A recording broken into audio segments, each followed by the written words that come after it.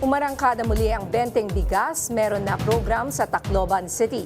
Yan ang umarangkadang balita ni Sylvia Abadingo.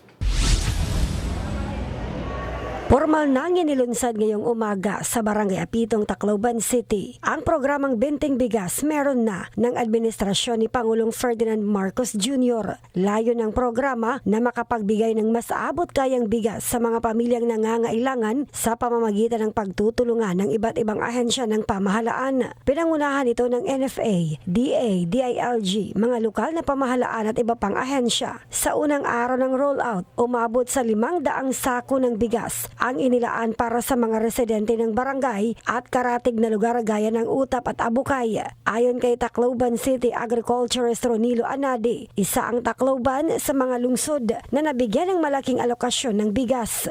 So, habugos nga probinsya, habugos nga reyon. So, Tacloban City may pinakadako nga allocation.